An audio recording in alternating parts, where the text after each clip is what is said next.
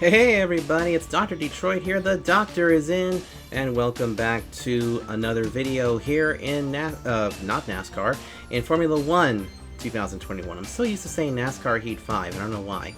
But anyway, we're continuing our full season career mode playthrough, and this week, oh boy, this is going to be a crazy, bizarre, and tight as hell race. That's right, it's the Monaco GP. Monaco is the race I had circled on the calendar for a long time because, well, Monaco is historic. It's been the place where many drivers have won. It's also been a place that is too dang tight, way too small, and there's barely room to pass. And I'll also tell you why I'm also a little bit concerned about this. Here's the season standings right now. We currently trail Valtteri Bottas by over 11 points. And then we trail Max Verstappen by 7. We had a very poor showing at Spain. Now you might be thinking to yourself, well, 6th place is not bad. Well, yes, but as you can see, the way the point battle goes, it's definitely very tight. But I can't really call Spain a big failure because Fernando Alonso did finally score some points, so now he's on the board, and we also get some points here in the Alpine as well. Unfortunately, Mercedes did take over the constructor standings lead over Red Bull, so that's not a good sign. But over here, we can still you know, run well, because in the season results, you can see here that we have the 2 victories plus the 2 fastest laps, a DNF at Imola, and then 6th place at Spain. If we can get out of here, of Monaco, with a good finish, then the rest of the year should play out just fine, because the next couple races after Monaco is that we'll be heading the streets of Baku for the Azerbaijan Grand Prix. Then we'll be heading to the Canadian GP, which I'm excited for that. France I'm also very excited for, because that's going to be my first race there. And then we're also going to go to the Austrian GP, up there at the Red Bull Ring, which should be really good. Let's come back over here really quick to this area. So far, the engine is still doing pretty good. As you can see, currently everything is like at 38% wear, so I think we're still going to be pretty good. I mean, it says here we're still good for another 198 laps, but that doesn't include like how many practice laps or anything like that. And as you can see, we're actually almost going to be quicker than the Aston Martin team. Because we do have some R&D things currently in development. And you can see that right now the engine power, which is the oil pressure pump, should be delivered at some point here. But I don't think we're going to get any of these upgrades except for maybe the turbo improved materials. So anyway, let's go ahead and advance the week. And get to the race week. Good. So now we got the turbo put in. We get some other stuff. We had a major issue on the production line earlier this week, so the entire development package for the weekend has failed. Any redevelopments will need to be ordered from the R&D screen. Oh, now what? What failed? Let me see what failed. Okay, nothing in this area. Nothing here. In development. Oh. So this thing didn't get to us. Damn. Oh, the turbo! So we didn't get our turbo upgrades. Oh man! That's gonna be a pain in the butt. Let's see, can we reorder them? Yeah, we'll have to reorder them, but they won't be in until before we get to the Azerbaijan GP. So that means we're gonna be without a turbo, without a good turbo durability for the rest of this time. But all right, well, I've spoken enough. Let me go get this car practiced and qualified, and then I'll meet you guys down on the grid for the Monaco GP, and we'll see if we can survive the weekend. A proper road race, and in the true meaning of the word. That was how Mr. Monaco, the late great Graham Hill, once described this iconic event. The cars we drive have come a long way in the intervening half-century, but still we race on those same public roads beside the Mediterranean Sea. There's no victory more coveted than that of the Monaco Grand Prix. The astonishing Circuit de Monaco is, for all intents and purposes, virtually unchanged since its inaugural race back in 1929. The faster cars of today, though, ensure the 19 corners past the casino and along the seafront remain as thrilling as ever. A 2.1-mile lap here takes us around an entire country, yet never more than inches from the race-ending barriers. It's race day yet again, and joining me for a chat, Anthony Davidson. And our racers are certainly in for a rough day today. What will you be watching for as they go down into turn one? Well, the start of the race is always one of the most nerve-wracking parts. You have to hope that everyone is able to get off to a clean start, and this is possibly the trickiest part of the entire race. So many drivers in such a small space, and finding your braking point into turn one as well. It's a testament to the driver's skill that there aren't more incidents. It's time to see how our drivers are stacking up after yesterday's exciting qualifying session. Max Verstappen put in a fantastic lap yesterday, and he starts from pole position, edging out Sergio Perez, who lines up P2. Moving on to the rest of the grid, we have Hamilton, Bottas, Carlos Sainz, and Leclerc, Ricciardo, Norris, Gasly, and Sebastian Vettel. The scientist, Fernando Alonso, Yuki Tsunoda and Stroll, Raikkonen, Russell, Antonio Giovinazzi and Mick Schumacher, Mazepin and Nicholas Latifi. That's it then, it's time to go racing as we head to trackside for today's race. After the points finish last race, let's aim to keep the momentum going. That's easier said than done. Yeah, we qualified 11th, and it's not going to be pretty. So what we're going to have to do is that we're going to have to try some things and just try to survive. There is a threat of rain, so we're going to need to go to the alternate strategy, which will be mediums, softs, which means it'll be a 3-stop strategy, but at least we'll have the faster tire when it comes to that point. Some teams are going to be looking to go with this way, but I don't know, it almost seems like this one is the better way to go, because take a look at how much time we would have on the track. And then up there would just be the 2 pit stops, so we might be okay. But we'll have to keep an eye out on this whole thing, so I don't know what to expect here for Monaco, but let's just go ahead and get this race underway. It's a 39-lapper. As you can see, it's starting out pretty much in the daytime. And you can see we almost kind of jumped the gun a little bit there. And we're starting right next to our teammate. Okay, go through all the gears if you can. We need to make sure the engagement is okay before the start. We're going to want to put some temperature into the tyres and brakes. We need to keep the engine cool though, so don't go too high with the revs. Thank you, my friend. As you can see, we are one of the few cars, besides Yuki Tsunoda, that decided to go on the medium tires as we get set for this. This is going to be a very scary race. Oh, don't go past him. Oh god, what happened there? Really, Vettel? I think Vettel just decided... Oh my god. Everybody here is like trying to pass each other. Alright, let's wait for Vettel to get past. I gotta let Vettel go by. So once we get to the backstretch here, I believe that should be him. No threat of rain for the time being. Oh my goodness! Look at that! Fernando Alonso's been disqualified. Lance Stroll! Nikita Mazepin! What the hell? Some people have been disqualified. What happened? Was it because they all had an issue? Holy cow. So our teammate is now out of the race. Our teammate is out.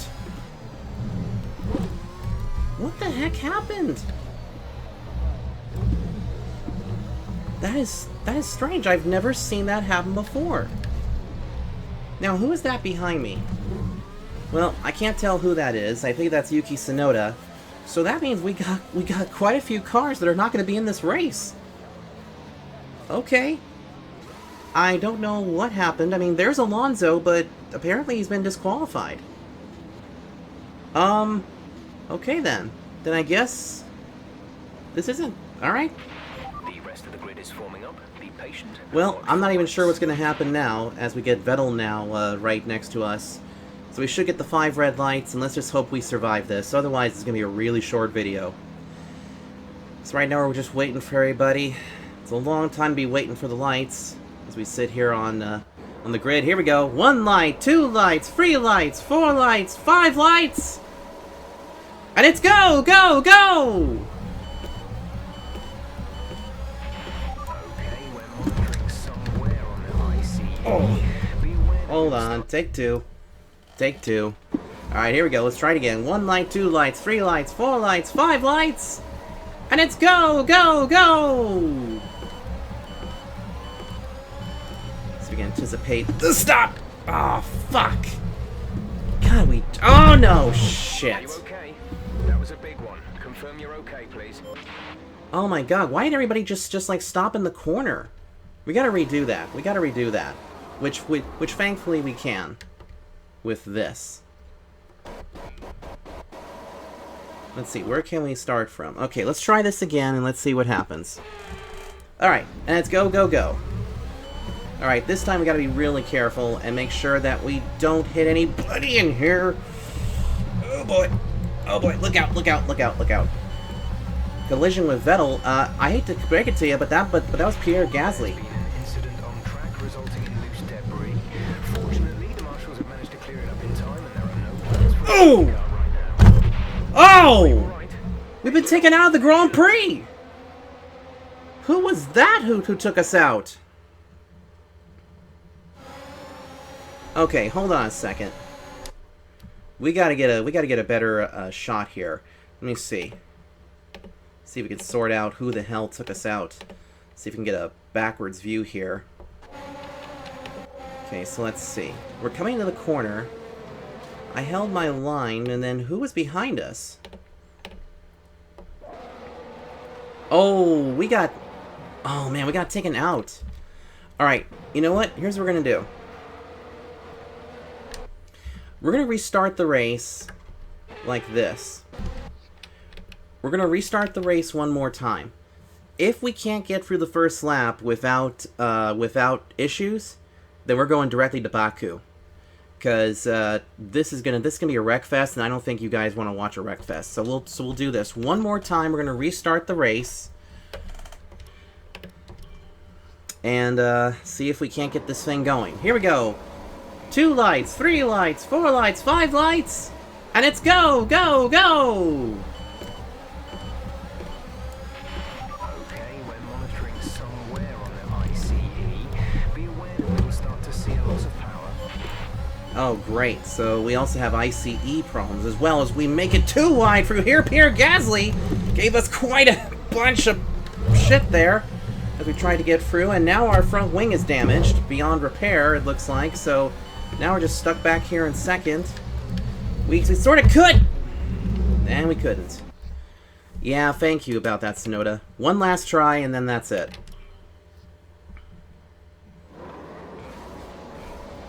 Well, I'm not even going to say it, but I noticed that our teammate definitely did not get disqualified. I think the game glitched or something.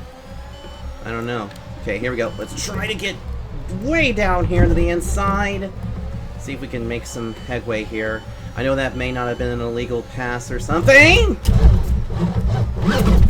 Oh my goodness! Let me know you're okay. Oh my goodness, what a huge hit. What happened? Alright, we are definitely going to Baku after that, but let's take a look and see what happened. So let's go here. Let's go ahead and go to the side view. Now, let's see. Which car is this? Who are we on? Who is this? Can't quite tell who it is. Let's go ahead and run it forward and see if we can figure out who this was. Let's see if we can get a better angle, because I don't even know who it was. It was definitely one of the McLaren cars. But was that Lando Norris that hit us? Let's see. No, it was Daniel Ricciardo. So watch, we were going too wide through here. Everything seemed to be going okay. And what, did we run him into the wall, or did he just run out of space? Let's see. Oh. Okay, you know what? At this point right here, I'm on the outside. There we are. See, he didn't even go... Oh my god! Did you see that? Let's try that again. Let's look at that again in slow motion. Alright, so he sees that the turn is coming up right here. Now, what he should have done is that he should have given me the space. Because here I am taking my normal line, and then he just clips me right there, which then sends me into the wall. And then I get turned around, and then watch his teammate Lando Norris just come right in. Oh my goodness gracious. Look at that.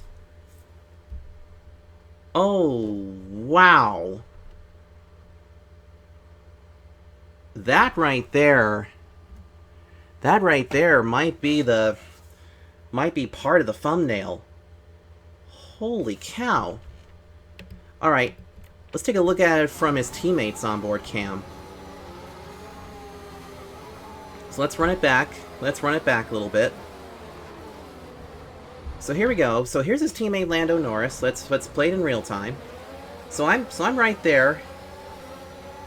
Let's see. Yeah, see right there? And then jeez. Okay.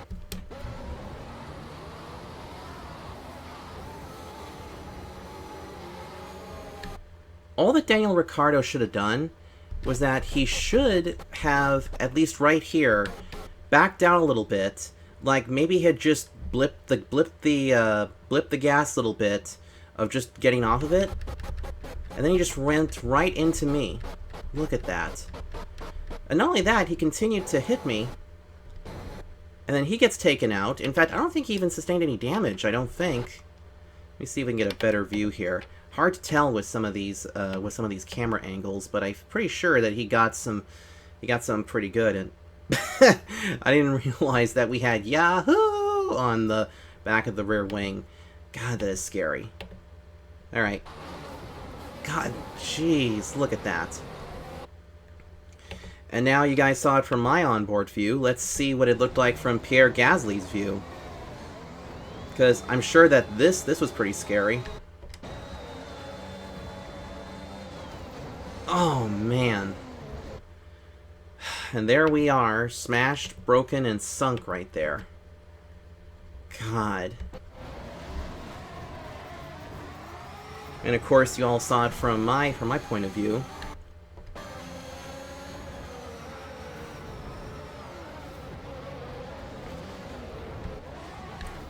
Wow.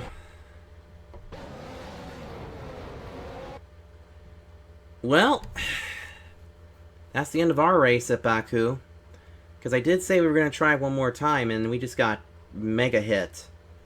So, yeah. I think this race just turned into us going to Baku next.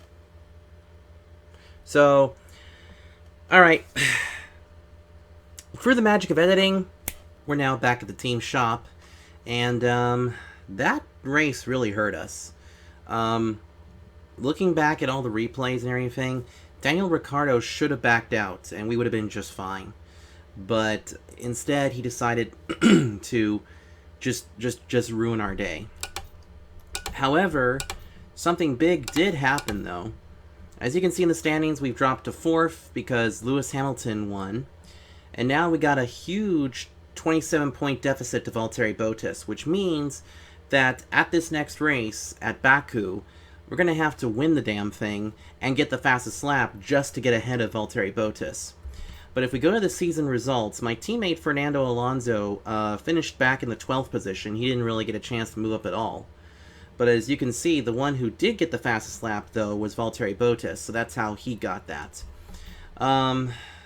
Yeah, that was bad.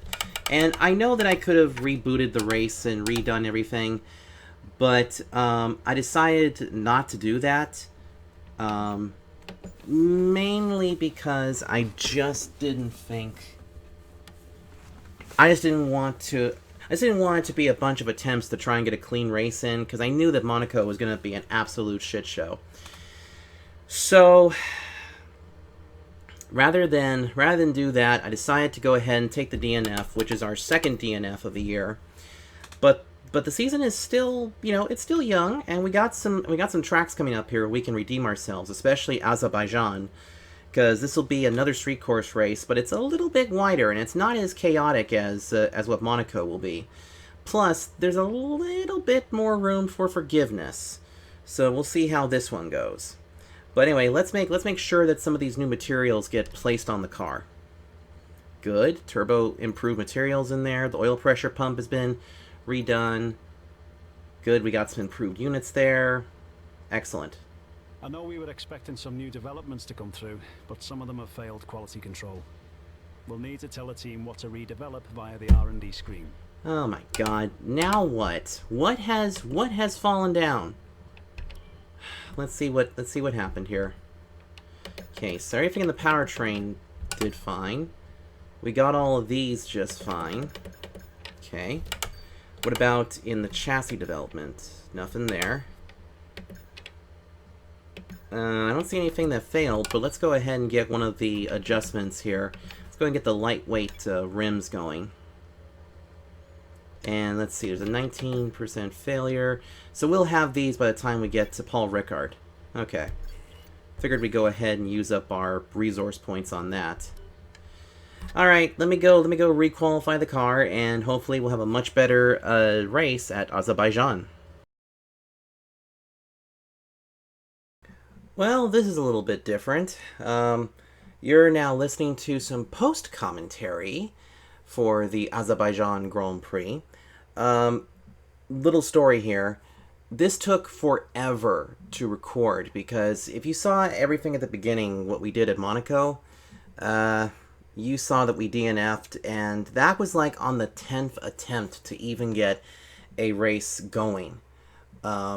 And a similar thing over here at Baku. I mean, these very tight street circuits are way too tight for these F1 cars. And this race was a little better than Monaco, but I figured I'd go ahead and do some post-commentary, because right in the middle of this, I had to get a new headset, and for some reason my recording equipment decided not to pick up my microphone or anything. It decided to reinstall itself. So that's why you're currently hearing my voice several days after the event. There we are. And also some music in the background as well. I decided to slice the race down a lot, cut out some of the parts where we were just kind of hanging around in the positions and stuff like that. And I don't know what happened here, but do you see how pink Kimi Raikkonen's car looks like in the shade and all? Anyway, here's the starting lineup right here, and you'll see that we missed the pole position there, because I got wicked loose coming out of the corner. I mean, look at Sergio Perez's time, a 44.96. I ran a 45 flat practically.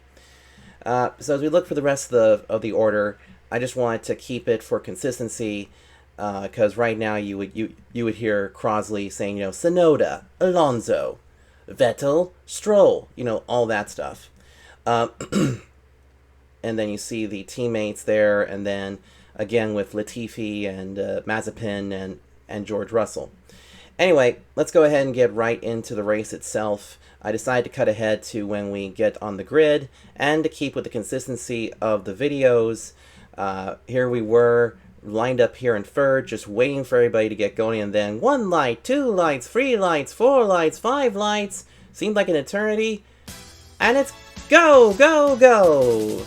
So there we went. We went off of the grid. Lewis Hamilton came right over, and I ran myself wide because I was trying not to hit him, and almost clipped him. Now this move here, I dive bombed him, and I kind of went in there to pass him a bit. I was trying my darndest to keep Lewis Hamilton behind me, because I knew that if Lewis Hamilton got ahead of me, then our race would practically be curtains. I mean, I really wasn't too concerned about Sergio Perez, because I figured I could catch up to him. But something else too I gotta point out, our car is sick in this race. Not sick looking, and not sick as in the good sick, but I'll explain as we go along. So, make our way here through the tightest sector of the area. I kind of parked the bus there, and Verstappen, Hamilton, and Bottas got a little bit angry with me on that. And then this area here, I hate this part of the track. Why did anybody think that would be a good part? I really don't know. But anyways, we come out of here and we're heading straight through Sector 2. This area here is so weird because it's kind of like a octagon, or not really an octagon, but more like a hexagon almost. And then right here, this turn it always caught me off guard every time we went to practice, because you would think that you'd have a bunch of sweeping corners and stuff, but no siree. Anyway, coming out of the corner right now, we come back here to the front straightaway and take a look at how much power the Red Bull had. I mean, that thing was going nuclear fast, and we were having a hard time with the straight line speed. Now, after the first lap, you think that you can get kind of into a rhythm here. And as you can see, Perez had the fastest lap. However, if we cut ahead to lap 3, watch very carefully. Perez is leading, but as you can see, we are getting a little bit closer. So I thought, okay, maybe our car is doing great. But then, watch this, bam, caution comes out, or a local yellow, and then boom! Perez's car completely lost the engine. The engine grenaded on that car, which gave us the race lead. I was in shock, to be honest with you. But man, just a shame to see Sergio Perez out of the race. I had a feeling that he would do good, but unfortunately that didn't really work for him. Transitioning now to the very next lap, where I'm getting hounded by Verstappen, Hamilton, and Norris. And here, I can't really keep up with them. So what happens is that we go into the corner, and my brakes decided to just freeze up on me, and I completely blew the first corner. And so, trying to get out of here, and as you can see, we're just tumbling down the grid, all the way down into 11th, and then my car decides to do a half spin. So this was very annoying. But we got back going again. Oof, even had a little hit there from Lance Stroll. So, now at this point, you know, now we move ahead a bit to where now I'm catching up to Lance Stroll and Antonio Giovinazzi. And this here, I'm like, okay, I'm catching up to everybody, so maybe I can make some hay, you know, and get up further ahead. So here we go. I'm closing in on Lance Stroll. I'm trying to do something, but that's the other thing too. I broke a front wing, so I'd have to bring the car to pit road. But I thought, all right, let me see if I can do anything with this guy. So I tried to go underneath Lance Stroll. I get caught up on the curb, and I get spun out, and that will pretty much ruin everything. Moving ahead now to the pit stop with the weirdest glitch right there. But as you can see, George Russell and Lance Stroll all came to pit road as well. But this is actually where, at this point, I just didn't know what to think. Alright? In fact, at this point, this was where the red mist kicked in. And the red mist is basically when you get so ticked off that you just can't really think straight or anything like that. So anyway, I get back out onto the track. We put on some more medium tires, and we got out ahead of George Russell and Mick Schumacher.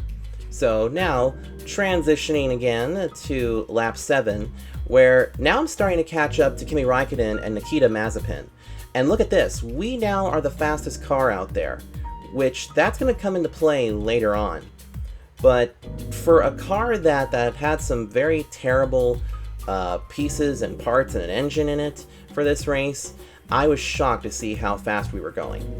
Anyway, moving ahead now to when we catch up to Raikkonen and Mazepin here.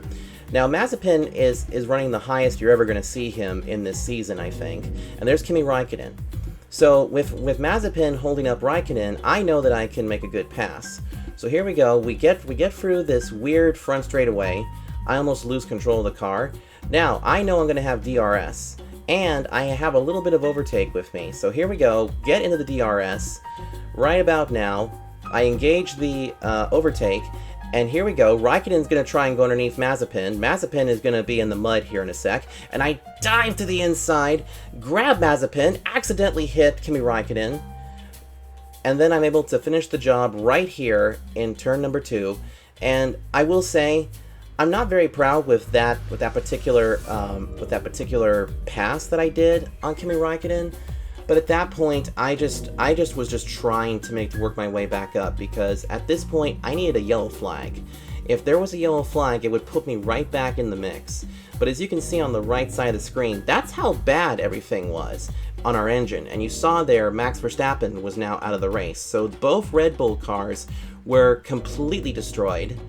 And you can see that we're catching up to Nicholas Latifi in the Williams. The Williams cars in this game are not the very best, and then we had a yellow flag for something. I don't even know what it was. I think it was actually for Verstappen falling out of the race, but I follow Latifi here, and then we're going to see a small cut come up where I finally am able to pass him, because you can see he had a much better line coming out of the corner. But now, here we go. But now watch this battle. The DRS is going to not be active right here, or actually it is going to be active right there, but I don't really need it because the Williams are absolutely slow and I get the job done. Transitioning to lap 15 with a very awkward thing that happened here, because my teammate Fernando Alonso and Antonio Giovinazzi here of the Alpha team, they were going back and forth for that 10th place spot. Finally, my teammate Alonso ends up getting it.